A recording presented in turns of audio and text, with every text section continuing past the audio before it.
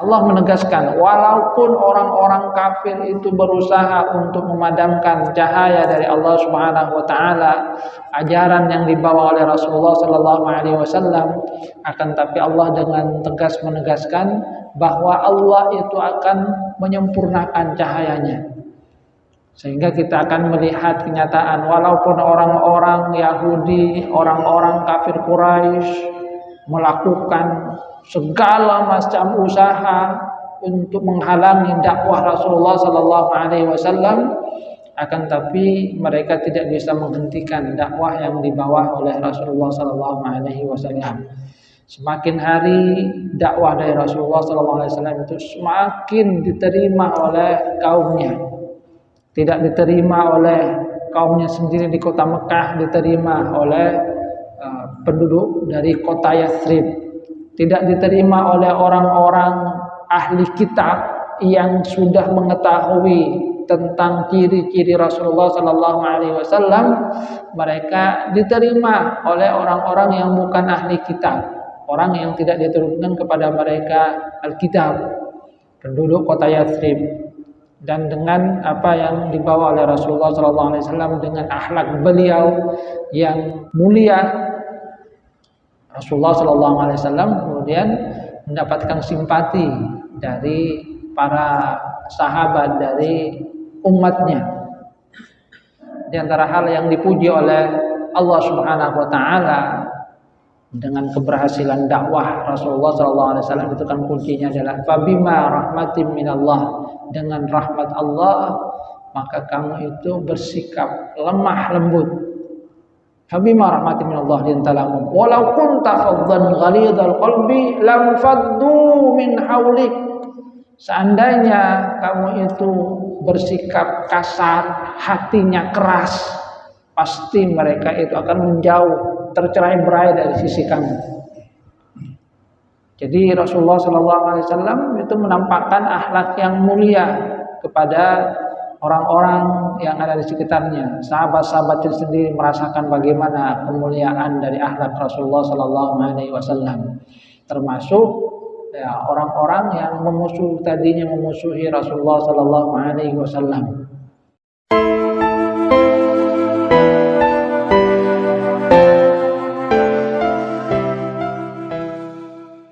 Assalamualaikum warahmatullahi wabarakatuh. Waalaikumsalam warahmatullahi wabarakatuh. Innal hamdalillah nahmaduhu wa nasta'inuhu wa nastaghfiruh wa na'udzu billahi min shururi anfusina wa min sayyiati a'malina. May yahdihillahu fala mudilla lahu wa may yudlil fala hadiya lahu. أشهد أن لا إله إلا الله وحده لا شريك له وأشهد أن محمدا عبده ورسوله لا نبي بعده. اللهم صل على محمد وعلى آل محمد كما صليت على آل إبراهيم إنك حميد مجيد. اللهم بارك على محمد وعلى آل محمد كما باركت على آل إبراهيم إنك حميد مجيد. Rabbi shrah li sadri wa yassir li amri wahlul 'uqdatam min lisani yafqahu qawli, amma ba'du. Hadirin jamaah pengajian rahmatullah. Alhamdulillah kita bersyukur kepada Allah Subhanahu wa taala. Allah memberikan kita nikmat salat berjamaah yang kemudian kita lanjutkan dengan kajian dari ayat-ayat Al-Quran.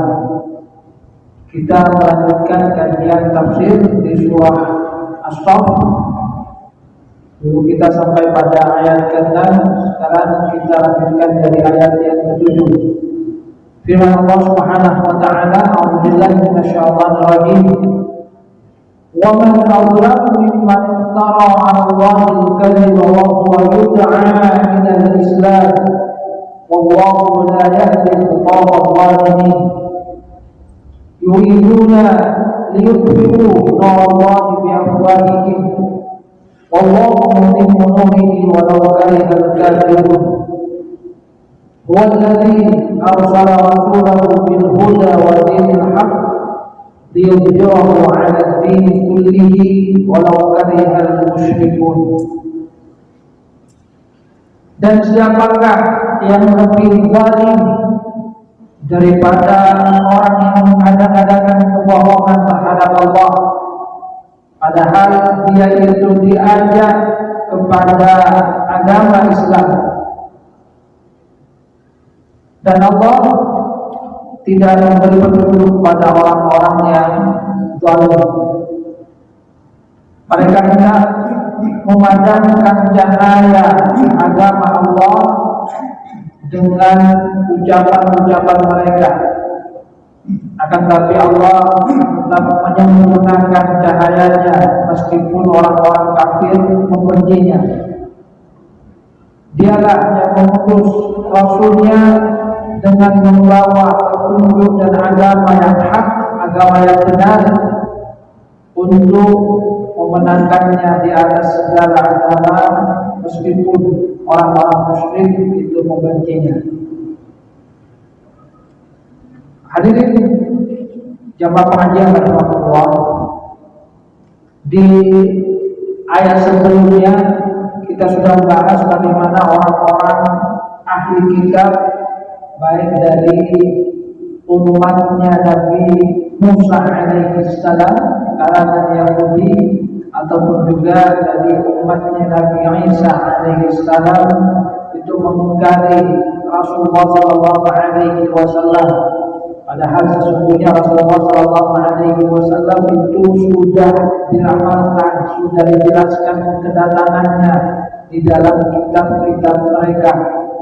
Bahkan Allah Subhanahu wa taala itu menjelaskan secara detail tentang sifat-sifat dari Rasulullah sallallahu alaihi wasallam, ciri-ciri dari Rasulullah itu sudah jelas.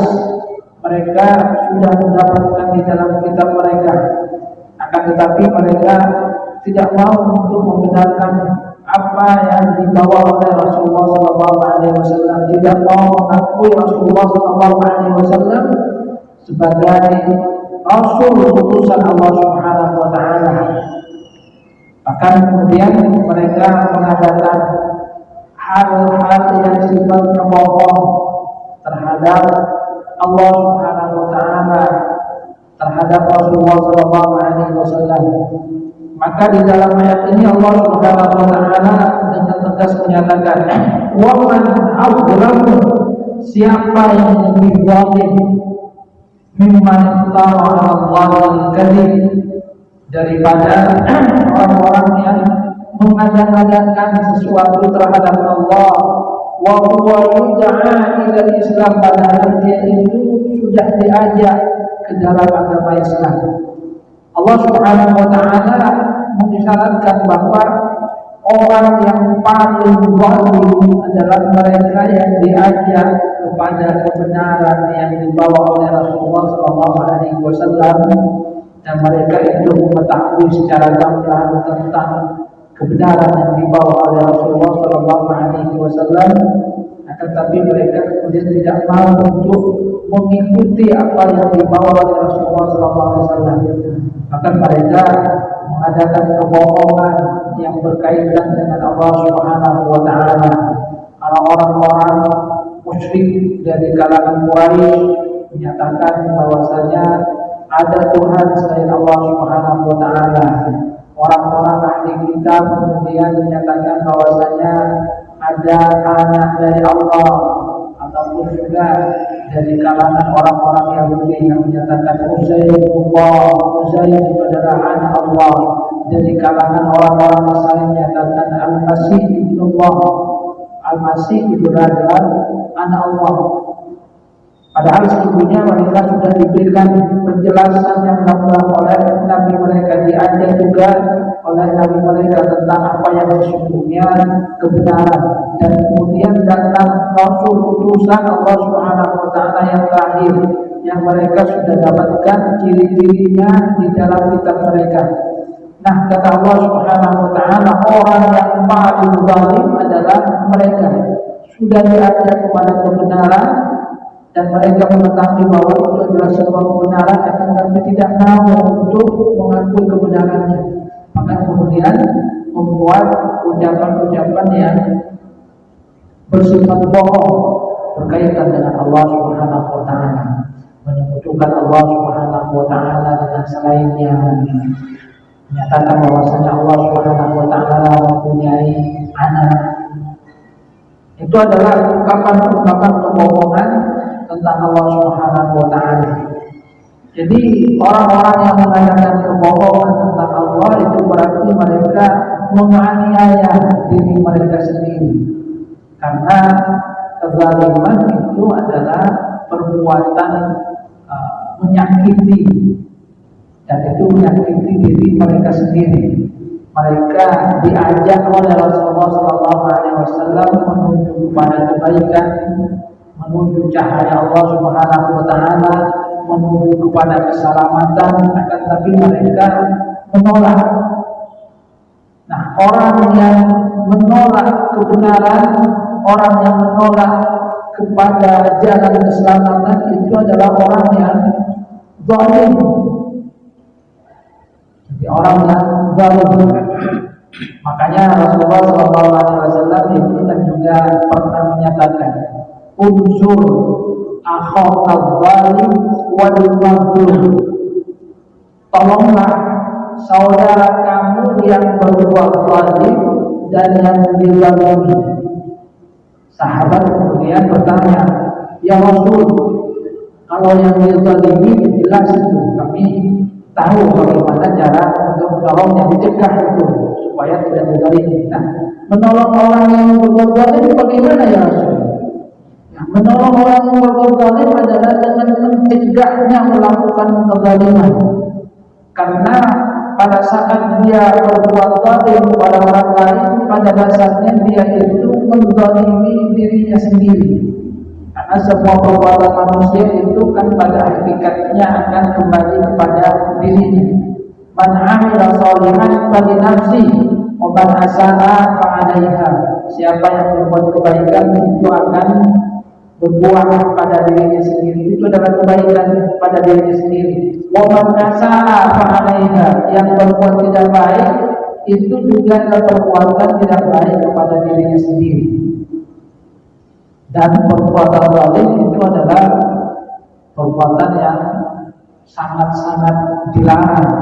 Maka Allah Subhanahu wa taala yaitu di dalam hadis qudsi Allah Subhanahu wa taala menyatakan bahwa hal yang paling diwasiatkan itu adalah jangan sampai menzalimi orang lain.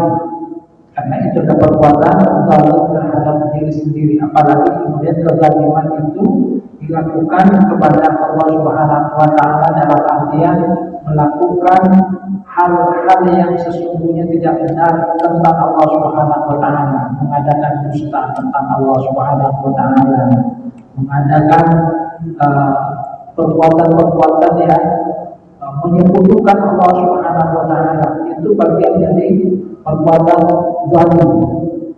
Dan di dalam Al-Qur'an kita akan mendapatkan bagaimana makna dari salah satu makna dari zalim.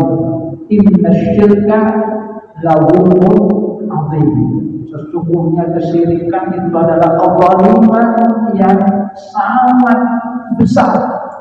Jadi inna syirka la zulmun azim. Kezaliman syirik, menyekutukan Allah Subhanahu wa taala itu adalah kezaliman yang amat besar.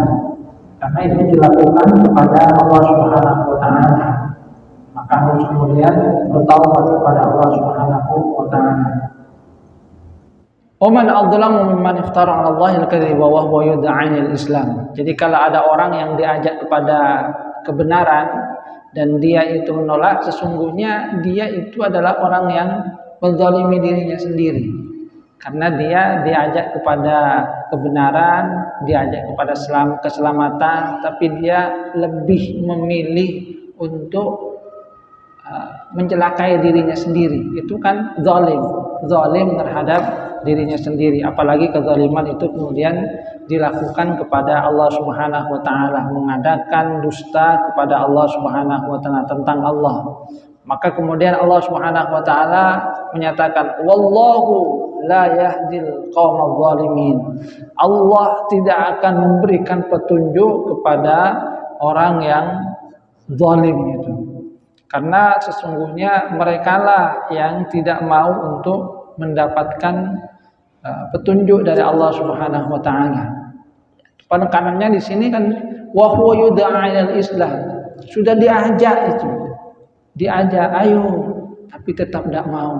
Maka dia itu sesungguhnya menzalimi dirinya sendiri, menyakiti dirinya sendiri. Jangan disangka ketika seorang itu menolak, kemudian dia merasa bahwasanya itu adalah perbuatan yang menyakiti orang yang mengajak itu. Tidak, sesungguhnya pada dasarnya dia menzalimi dirinya sendiri. Sebab kadang pada masa sekarang kadang ada yang berkata itu, ya sudahlah, surgamu surgamu, surgaku surgaku, saya masuk neraka itu bukan urusan kamu. Padahal sesungguhnya di dalam kehidupan ini segala yang dilakukan oleh manusia itu mempunyai kaitan dengan yang lainnya. Jadi apa yang dilakukan oleh seseorang itu ada kaitan dengan yang lainnya. Apa yang kita lakukan berupa kebaikan itu bukan hanya untuk diri kita sendiri, akan tapi juga akan memberikan keberkahan kepada lingkungan. Karena kebaikan itu akan menebarkan kedamaian, sementara perbuatan yang tidak baik itu akan menebarkan juga ketidakbaikan. Orang yang berbuat zina misalnya, di dalam hadis itu kan diriwayatkan bahwa dosanya itu akibat buruknya itu bisa kemudian sampai pada 40 rumah itu, 40 rumah tetangganya itu. Jadi artinya ketika ada perbuatan tidak baik, ada orang berzina, tetangga-tetangganya membiarkannya, maka mereka sesungguhnya membiarkan satu musibah yang mungkin saja akan menimpa kepada diri mereka sendiri. 40 rumah. Kalau sekarang silakan hitung, apalagi kemudian kalau di perumahan itu rapat sekali. Bisa jadi satu perumahan itu terkena apa yang disyaratkan oleh Rasulullah sallallahu alaihi wasallam. Wallahu la yahdil qaumadz zalimin. Nah, orang-orang yang melakukan perbuatan zalim itu tidak akan mendapatkan taufik dari Allah Subhanahu wa taala. Yuriduna liyutfi'u nurallahi biafwahihim, Allahu mutimmu nurihi walau karihal kafirun. Di dalam riwayat Ibnu Abbas dikatakan bahwasanya wahyu itu pernah tidak turun kepada Rasulullah sallallahu alaihi wasallam dalam waktu yang cukup lama, sekitar 40 hari. Nah, salah seorang pemuka Yahudi yang namanya Ka'ab bin Al-Ashraf itu kemudian meminta orang-orang Yahudi itu bergembira. Jadi bergembira karena Allah Subhanahu wa taala ini sudah meninggalkan Nabi Muhammad. Rasulullah itu kemudian ditinggalkan, Allah itu sudah memadamkan cahayanya kepada Rasulullah sallallahu alaihi wasallam dan tidak memberikan kepada wahyu pada Rasulullah sallallahu alaihi wasallam. Ketika mendengar apa yang diungkapkan oleh Ka'ab al-Ashraf ini, Rasulullah sendiri merasa sedih karena wahyu turun dalam waktu yang cukup lama, tidak turun dalam waktu yang cukup lama. Sehingga kemudian turunlah ayat ini yang menegaskan bahwasanya apa yang mereka ungkapkan bahwa ketika Allah Subhanahu wa taala tidak menurunkan wahyu kepada Rasulullah sallallahu alaihi wasallam, itu bukan berarti Allah Subhanahu wa taala memadamkan cahayanya. Justru apa yang mereka ungkapkan itulah yang mereka inginkan, bahwa cahaya yang dibawa oleh Rasulullah sallallahu alaihi wasallam itu padam, karena kemudian mengompori melakukan sesuatu yang mereka harapkan agar membuat orang-orang yang percaya kepada Rasulullah sallallahu alaihi wasallam itu akan meninggalkan Rasulullah, membuat apa yang dibawa oleh Rasulullah sallallahu alaihi wasallam kemudian tidak dipercayai lagi. Maka Allah Subhanahu wa taala menyatakan yuriduna liyutfi'u nurallahi biafwahihim. Mereka itu ingin memadamkan cahaya dari Allah Subhanahu wa taala dengan perantaraan ucapan-ucapan mereka, mulut mereka. Jadi melakukan dusta terhadap Rasulullah sallallahu alaihi wasallam. Bahkan kalau kemudian kita lihat orang-orang yang ada di Mekah yang menyatakan bahwasanya Rasulullah SAW itu adalah sahir, tukang sihir, bahwasanya Rasulullah itu adalah kahin, tukang tenung. Orang-orang Yahudi juga tidak mempercayai apa yang dibawa oleh Rasulullah SAW. Bahkan mereka melakukan tahrif, jadi melakukan perubahan-perubahan di dalam kitab mereka, di mana kitab mereka yang memberikan ciri tentang Rasulullah SAW kemudian mereka ubah ciri-cirinya supaya tidak sesuai dengan ciri-ciri yang dibawa oleh Rasulullah SAW. Maka Allah Subhanahu wa taala menegaskan, wallahu mutimmu nurihi walau karihal kafirun. Allah itu akan tetap menyempurnakan agamanya, menyempurnakan cahayanya walaupun orang-orang kafir itu tidak menyukainya. Nur itu kan adalah cahaya, yang diantara makna nur itu adalah wahyu yang diturunkan oleh Allah Subhanahu wa taala kepada Rasulullah sallallahu alaihi wasallam. Fa'aminu billahi wa rasulihi wan nuril ladzi anzalna. Maka berimanlah kepada Allah dan Rasulnya serta an-nur, cahaya yang kami turunkan kepada Rasulullah sallallahu alaihi wasallam. Jadi wahyu itu diibaratkan sebagai cahaya. Karena dengan adanya wahyu itu maka kita umat dari Rasulullah sallallahu alaihi wasallam itu akan bisa melihat mana sesungguhnya jalan yang benar dan yang tidak, mana sesungguhnya yang hak dan mana yang batil, mendapatkan petunjuk. Ya, diibaratkan kalau kita terang benderang seperti ini kan kita akan tahu apa yang ada di sekeliling kita. Oh, ini yang warnanya hitam ketahuan, ini yang warnanya putih ketahuan. Beda kalau kemudian gelap, tidak ada cahaya, maka kita tidak tahu kemana mau melangkah, itu juga tidak tahu.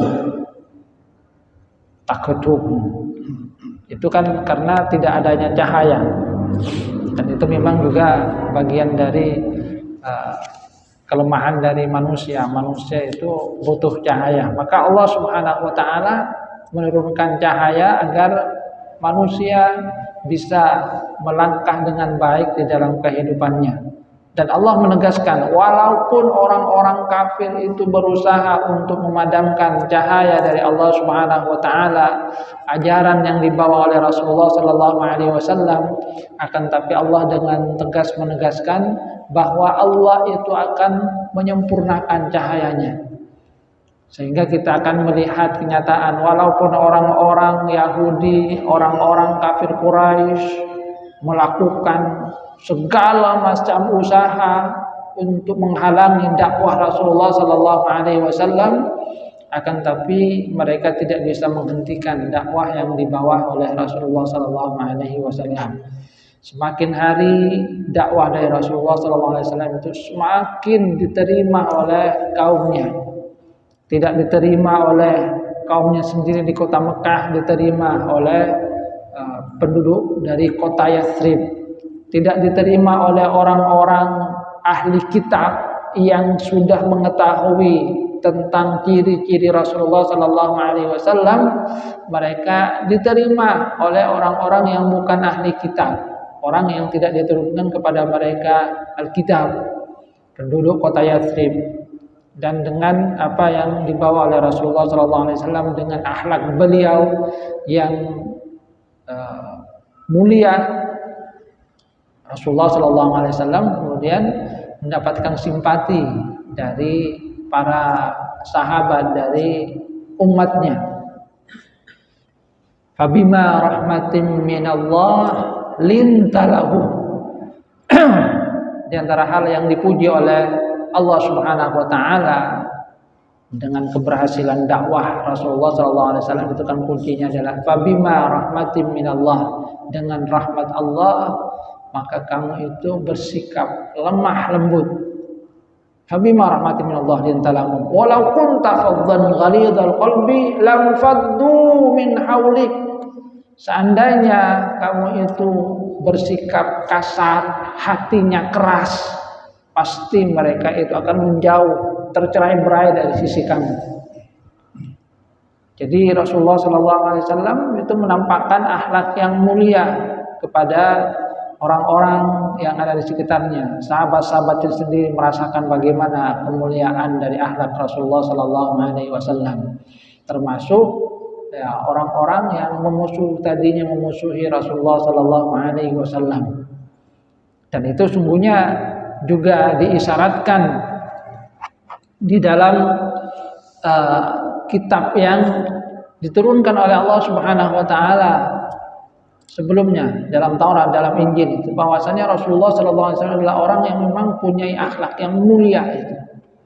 Sehingga dalam satu waktu pernah ada seorang Yahudi di mana Rasulullah itu punya hutang kepada beliau.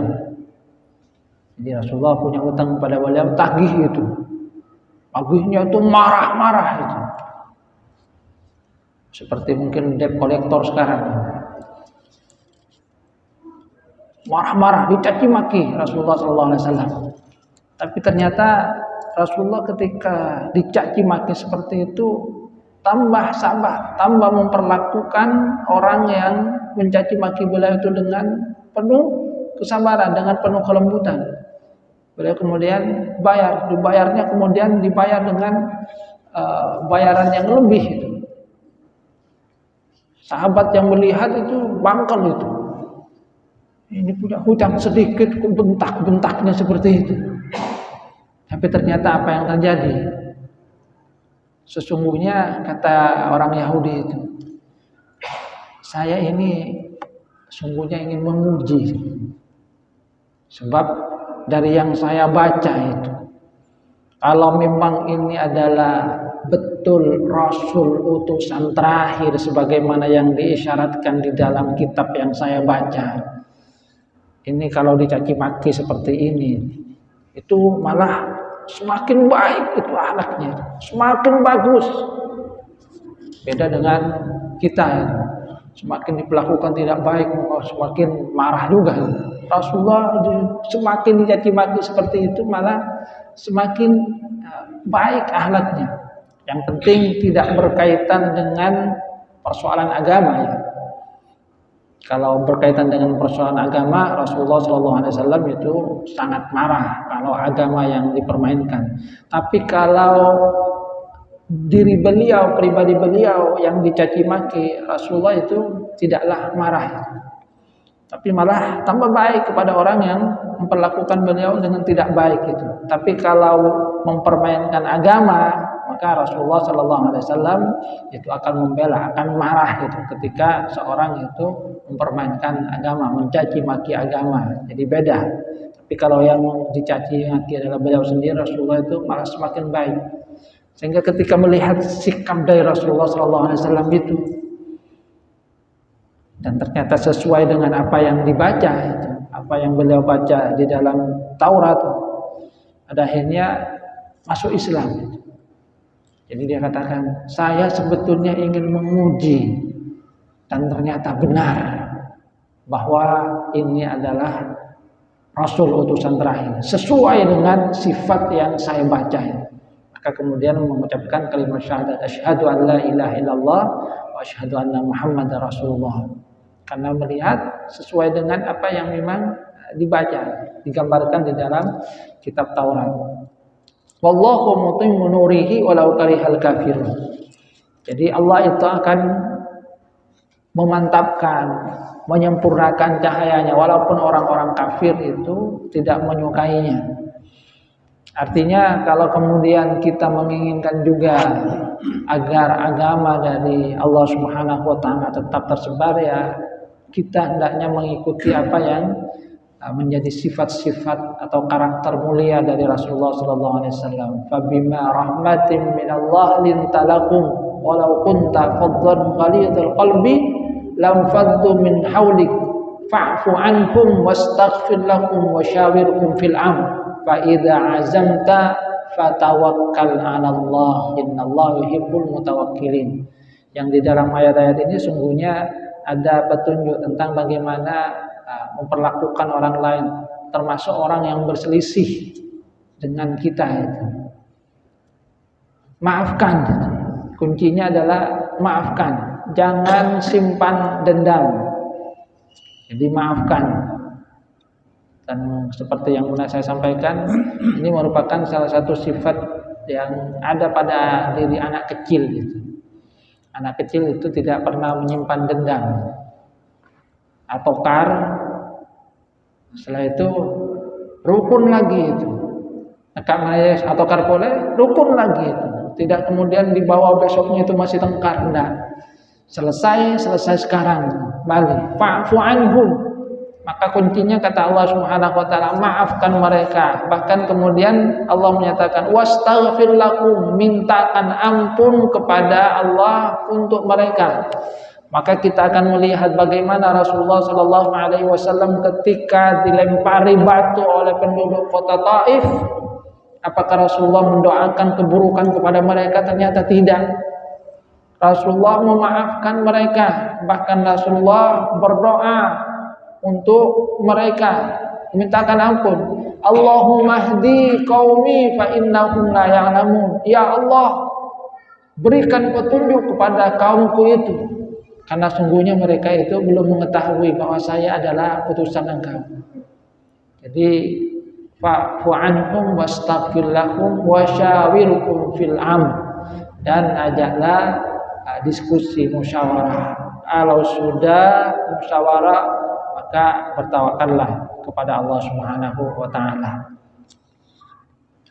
Dan ini adalah kunci, termasuk dalam memperlakukan keluarga, anak, itu juga bisa kita ambil pelajaran dari ayat ini. Fabima rahmatin minallah linta lahum walau kunta faddan ghalidhal qalbi lam faddu min haulik fa'fu anhum. Jadi kuncinya adalah maafkan. Yang kedua adalah mintakan ampun kepada Allah. Jadi pasangan berbuat salah, ya maafkan, mintakan ampun kepada Allah. Setelah itu ajak diskusi, ajak musyawarah, ajak untuk berurun lembut, dengan tetap memperhatikan etika. Kalau sudah kemudian tawakal kepada Allah Subhanahu wa taala. Wallahu mutimmu nurihi walau karihal kafirun. Allah itu akan menyempurnakan. Yang di dalam ayat ini kata para ulama tafsir, Allah menggunakan dengan kata mutimmu, bukan yutimmu. Mutimmu itu adalah ismul fa'il. Jadi dari kata atamma yutimmu, mutimmun.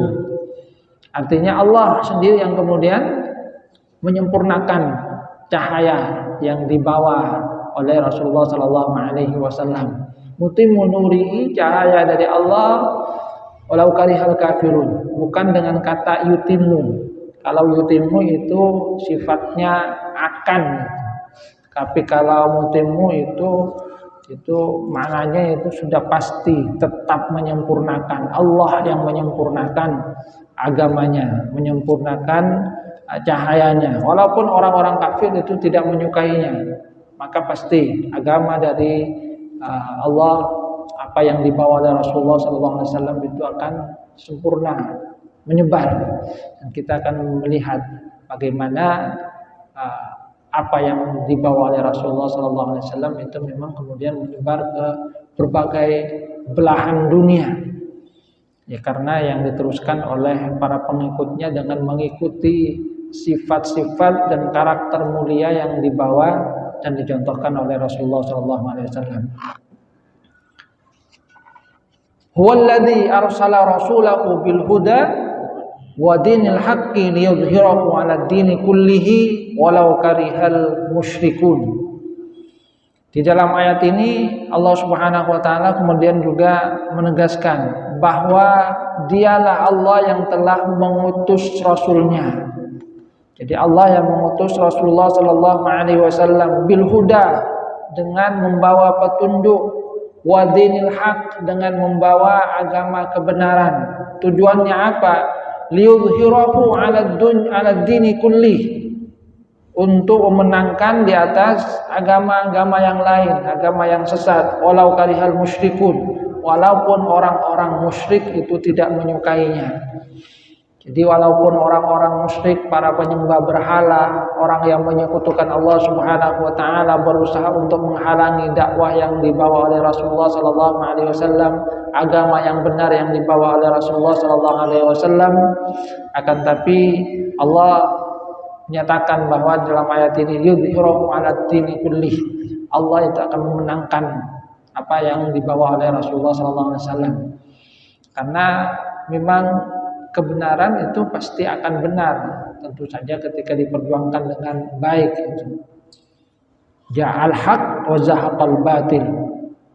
Datang kebenaran, maka kemudian kebatilan itu akan lenyap. Bawa kebenaran, dan itu yang dibawa oleh Rasulullah sallallahu alaihi wasallam. Jadi artinya ayat ini menegaskan bahwasanya Allah Subhanahu wa taala itu mengutus Nabi Muhammad sallallahu alaihi wasallam. Tugasnya adalah menyampaikan petunjuk yang beliau dapatkan dari Allah Subhanahu wa taala, menyampaikan agama yang benar kepada seluruh umat manusia. Karena Rasulullah sallallahu alaihi wasallam memang diutus kepada seluruh umat manusia. Jadi tugas dari Rasulullah itu adalah menyampaikan petunjuk. Kalau di dalam ayat yang lain itu yatlu alaihim ayatihi wa yuzakkihim wa yuallimuhumul kitaba wal hikmah. Rasulullah itu diperintahkan untuk membacakan kepada kaumnya yatlu alaihimul kitab, ayat-ayatnya, wa yuallimuhumul kitab, mengajarkan kepada mereka kitab, apa yang beliau dapatkan berupa wahyu dari Allah Subhanahu wa taala. Wa yuzakkihim, mensucikan mereka. Wa yu'allimul kitab wal hikmah, mengajarkan kepada mereka kitab dan hikmah. Jadi artinya Rasulullah sallallahu alaihi wasallam di dalam ayat ini disyaratkan oleh Allah Subhanahu wa taala tugasnya dalam menyampaikan agama, kebenaran yang dibawa berdasarkan wahyu dari Allah Subhanahu wa taala, dan Allah itu menjanjikan kemenangan dari agama yang lainnya, agama-agama pagan, para penyembah berhala, walaupun mereka itu tidak suka. Orang-orang kafir Quraisy, musyrik Mekah itu kan menyatakan, ayo kita tolong Tuhan kita Hubal, karena mereka kemudian menuduh Rasulullah sallallahu alaihi wasallam itu adalah yang berbuat zalim itu. Padahal sesungguhnya Rasulullah mengajak mereka kepada kebenaran, mereka lah yang sesungguhnya telah berbuat zalim. Coba kalau kita lihat di dalam Al-Quran, bagaimana Nabi Musa kemudian dituduh sebagai orang yang berbuat zalim karena membawa agama kebenaran. Rasulullah itu juga demikian. Tapi Allah Subhanahu wa taala menegaskan bahwa Allah akan memenangkan agama yang dibawa oleh Rasulullah SAW. Walaupun orang-orang musyrik itu tidak menyukainya, mereka pada akhirnya mengetahui dengan sebenarnya bahwa apa yang dibawa oleh Rasulullah SAW itu memang adalah sebuah kebenaran, bahwa apa yang dibawa oleh Rasulullah SAW adalah hak, bahwa yang mereka lakukan selama ini adalah yang batil.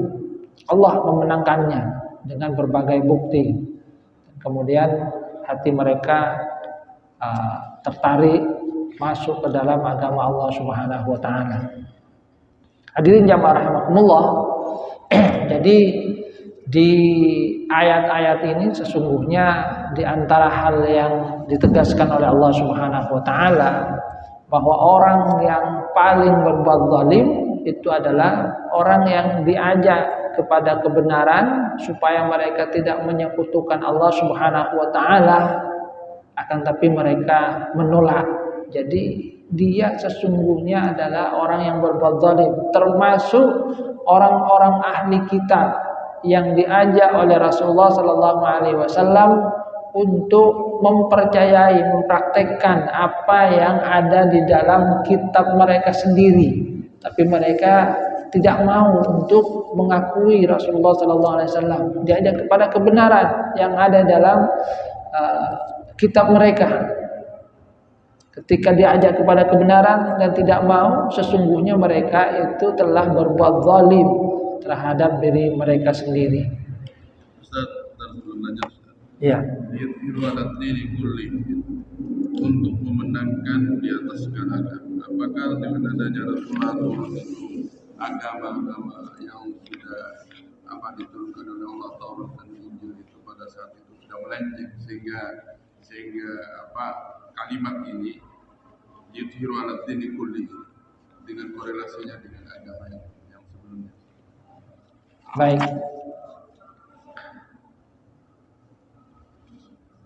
Agama yang dibawa oleh Rasulullah sallallahu alaihi wasallam sebagaimana yang sudah kita bahas sesungguhnya itu sama dengan apa yang dibawa oleh Nabi Musa dan Nabi Isa. Karena di dalam ayat sebelumnya itu kita akan mendapatkan bagaimana Nabi Musa itu menyeru kaumnya, kemudian Nabi Isa juga demikian. Saya ini membenarkan musaddiqan lima baina yadayya minat Taurah. Saya diutus ini untuk membenarkan apa yang diturunkan kepada sebelum saya, yaitu Taurat. Dan kemudian beliau katakan wa musaddiqan lima baina yadayya minat Taurah wa mubasysyiran bi rasuli ya'ti min ba'di ismuhu Ahmad, dan juga memberikan kabar gembira akan datangnya Rasul sesudah saya yang namanya adalah Ahmad. Artinya agama yang dibawa oleh Rasulullah sallallahu alaihi wasallam ialah agama yang dibawa oleh Nabi Isa alaihissalam, yang dibawa juga oleh Nabi Musa alaihissalam. Semuanya sama, yaitu dalam rangka Allah ta'budu illallah, jangan sembah kecuali Allah, wala tusyriku bihi syai'an, jangan sekutukan Allah dengan sesuatu pun. Cuma dalam perjalanannya apa yang dibawa oleh Nabi Musa, kemudian apa yang dibawa oleh Nabi Isa, itu kan di antara kaumnya ada yang melakukan tahrif, melakukan perubahan-perubahan. Tapi tidak semuanya itu kan. Sebab kalau kita lihat dalam sejarah ada yang memang masih khalis, yang murni, seperti halnya gurunya Salman Al-Farisi, pendeta Nasrani, di mana gurunya itu menyatakan, saya tidak tahu yang terakhir kan, tidak kepada siapa lagi saya tunjukkan kamu untuk berguru, tapi ini sudah tiba masanya diutusnya Nabi yang terakhir. Cirinya ini diberikan kepada Salman Al-Farisi. Di antara cirinya, pertama dia tidak mau untuk menerima sedekah. Yang kedua, dia itu mau kepada hadiah. Dan yang ketiga, di punggungnya itu ada tanda kenabian. Dan itu kemudian dilihat oleh Salman Al-Farisi. Dan bahkan ciri-ciri tempatnya itu juga sudah diberikan. Ya, di tempat yang banyak tumbuh pohon kurma itu, di wilayah itulah Rasul terakhir itu akan dibangkitkan. Ya, mungkin. Jadi kalau Rasul-Rasul yang sebelum Rasulullah ya, Musa, Isa itu kan mungkin kepada kaumnya, hanya kaum di daerah itu. Tetapi kalau Rasulullah SAW di atas Sabah 25 itu, Mama Sandaka ila kafsatan linnas, apakah itu yang membedakan? Gitu. Apakah itu yang membedakan? Tidak aku utus manusia, Rasul itu Muhammad itu dengan seluruh umat manusia. Kalau yang lainnya tidak. Nah, kalau kemudian kita lihat dari konteks ayat yang ada di dalam ayat ini, Kalau sebelumnya ini wallahu mutimmu nurihi walau karihal kafirun, Allah itu menyempurnakan cahayanya walaupun orang-orang kafir itu tidak menyukainya. Kata para mufassir, yang lebih dimaksudkan di dalam ayat ini adalah orang-orang kafir terutama dari ahli kitab itu. Karena mereka menutupi kebenaran yang sesungguhnya ada di dalam kitab mereka. Kafir itu kan sesungguhnya kan maknanya adalah menutupi itu. Jadi menutupi kebenaran yang sesungguhnya ada. Sedangkan kalau di ayat ini liyudhhirahu 'alad dini kullihi, Allah Subhanahu wa taala lebih menekankan kepada orang-orang yang musyrik walau karihal musyrikun. Jadi agama lebih pada agama-agama pagan gitu, paganis. Jadi agama-agama yang isinya yang ajarannya itu menduakan Allah Subhanahu wa taala, yang di situ ada unsur syirik. Maka kemudian yang ditegaskan di dalam ayat ini liyudhhirahu 'ala dini kullihi walau karihal musyrikun, walaupun orang-orang musyrik, orang-orang yang menyekutukan Allah itu tidak menyukainya. Beda kalau yang ayat sebelumnya. Kalau ayat sebelumnya itu adalah walau karihal kafirun, itu kan lebih berkaitan dengan orang-orang ahli kitab yang sudah mengetahui apa yang ada dalam kitab mereka, tapi mereka tetap mengingkari. Yang kata para ulama, yang dimaksudkan dengan kafir di sini adalah lebih kepada orang-orang kafir dari kalangan ahli kitab. Makanya di dalam surat Al-Bayyinah itu, innal ladzina kafaru min ahlil kitabi wal musyrikina. Jadi dibedakan situ, bahwa memang orang-orang ahli kitab itu bukan musyrik gitu kan, tapi mereka kafir. Innal ladzina kafaru min ahlil kitabi wal musyrikina fi nari jahannam. Karena mereka kemudian mengingkari apa yang sesungguhnya ada di dalam kitab mereka. Kitab mereka sudah menceritakan tentang Rasulullah sallallahu alaihi wasallam. Mereka diperintahkan untuk beriman kepada Rasulullah sallallahu alaihi wasallam. Tapi mereka tidak mau untuk mengimani apa yang sudah ada dalam kitab mereka. Maka mereka digolongkan kepada orang-orang kafir dan dibedakan nanti dengan musyrikin. Musyrikin adalah orang yang menyekutukan Allah Subhanahu wa taala dengan yang lainnya. Sementara kalau ahli kitab itu kan misalnya fenomena seperti saat ini.